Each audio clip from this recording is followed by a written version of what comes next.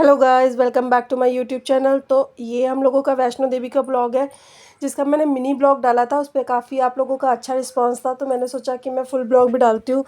बहुत ज़्यादा रिकॉर्ड नहीं हो पाया था क्योंकि हमारे साथ बेबी था। मेरे भाई ने और हस्बैंड ने ही उसको पूरे टाइम मतलब लिया था, बट फिर भी थोड़ी सी थकान हो जाती है क्योंकि आई थिंक मैं 4 साल बाद गई थी और बहुत सारी चीज़ें चेंज भी हो गई थी। हमने चढ़ाई स्टार्ट कर दी थी, हम रात में पहुँचे थे 7 बजे के करीब। हमने वहाँ पे होटल लिया था, हमने वहाँ पे स्टे किया एंड मॉर्निंग में नहा धो के हमने अपनी चढ़ाई स्टार्ट की। और हमें चढ़ाई स्टार्ट करते इतनी ज़्यादा प्रॉब्लम हो रही थी क्योंकि वहाँ पे ऊंचाई पे सांस फूलती ही जा रही थी, फूलती ही जा रही थी। और मैंने अपने बेबी के लिए कैरी बैग लिया था।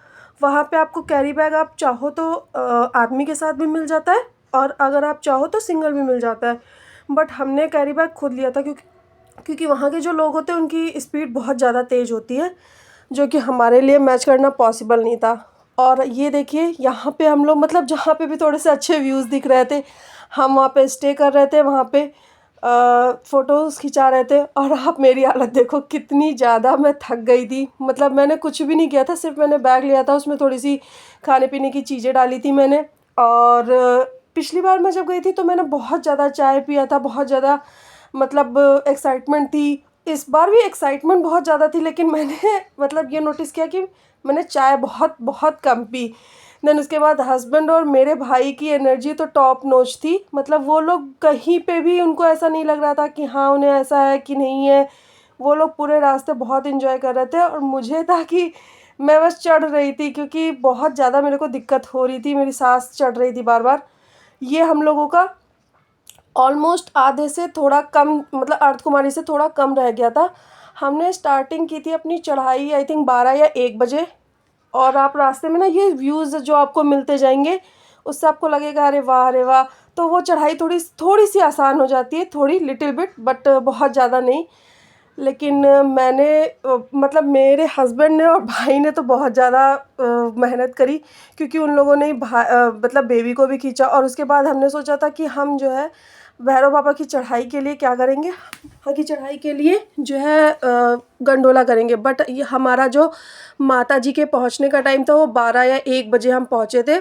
हमें पूरे 6-7 घंटे लगे थे चढ़ाई करने में, क्योंकि टाइम तो लग ही जाता है।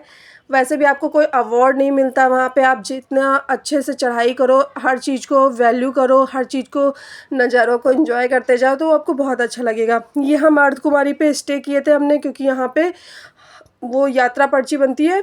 फिर यहाँ पे हमने थोड़ा बहुत कुछ खाया पिया था क्योंकि हमें रात में चढ़ाई करनी थी और वहाँ पे जाने के बाद हमें पता भी नहीं था कि कुछ मिलेगा कि नहीं मिलेगा। सो ये मेरा बेबी, और हमने ना थोड़े थोड़े कपड़े भी डाले थे क्योंकि उस टाइम तक वहाँ पे ठंड थोड़ी सी बढ़ गई थी। ये मेरा भाई, ये मेरा बेबी और ये हस्बैंड। सबको आप जान ही गए होंगे थोड़ा बहुत, क्योंकि ब्लॉग्स तो आते रहते हैं। आप लोग कमेंट करें, प्यार करें और चैनल को सब्सक्राइब करें ऐसी और वीडियोस देखने के लिए। सो जो सबसे बेस्ट टाइम होता है यहाँ, मतलब यहाँ पे जाने के लिए, वो आई थिंक अप्रैल ही होता है। क्योंकि इससे क्या होता है ना, उस टाइम आपको बिल्कुल भीड़ नहीं मिलती है, बच्चों के एग्ज़ाम चलते हैं। तो वहाँ पे ये भी होता है कि आपको थोड़ी सी मतलब रिलीफ मिलता है। दर्शन तो हमारे बहुत अच्छे हुए थे। अगर आपको दर्शन करना ना, आप तो या तो रात में करो या मॉर्निंग में 6 बजे से पहले, क्योंकि 6 बजे के बाद वहाँ आरती स्टार्ट हो जाती है। ये हमारा अर्धकुमारी का रास्ता स्टार्ट हो गया था। और अर्धकुमारी से स्टार्ट होते ही जो नज़ारे आपको मिलते हैं रास्ते में, बस लगता है कि आप माता जी के पास ही पहुंच गए। तो जो है फिर उसके बाद ये हम लोगों ने मतलब वही माता जी की चढ़ाई कर रहे थे। फिर वहाँ पे हमें ऑलमोस्ट अर्धकुमारी से 2 ही घंटे लगे थे, बहुत ज़्यादा टाइम हमें वहाँ से नहीं लगा था। और जैसे जैसे माता जी पास आ रही थी, एनर्जी पूरी लॉस हो रही थी और एक्साइटमेंट बहुत ज़्यादा हो रही थी।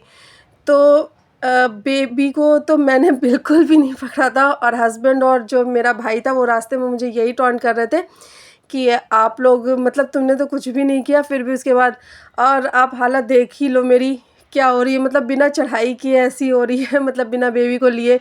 मेरा भाई मेरा खूब मजाक उड़ा रहा था, कह रहा था दीदी आपको बिल्कुल वो भी नहीं है कि हाँ थोड़ा सा बेबी को कैरी कर लो। मैंने आई थिंक एक बार रास्ते में उसको थोड़ा सा 5 मिनट या 2 मिनट के लिए कैरी किया होगा। सो मैं जो आपको सजेस्ट करूँगी कि अगर आप अपने साथ छोटा बेबी लेके जा रहे हो तो आप कैरी बैग को ज़रूर ले, उससे आपको बहुत ज़्यादा रिलीफ मिलेगा, बहुत ज़्यादा आपको जो है अच्छा लगेगा, क्योंकि अगर आप मतलब किसी आदमी के साथ जाएंगे ना, अगर आप आदमी लेते हो तो उससे क्या हो जाता है ना, आपको बहुत ज़्यादा जल्दी चढ़ना पड़ता है। और हमने माता जी के दर्शन कर लिए, वहाँ पे फ़ोन जो है वहाँ पे जमा हो जाता है। तो आपको भी फ़ोन जमा करना होगा। हमने बैग में अपने इकट्ठा करके, एक लॉकर रूम वहाँ पे मिलता है दुर्गा भवन में, हमने अपना बैग वहाँ पे रखा था, क्योंकि हमारे पास साइकिल थी जो कि अलाउड नहीं थी वहाँ पर।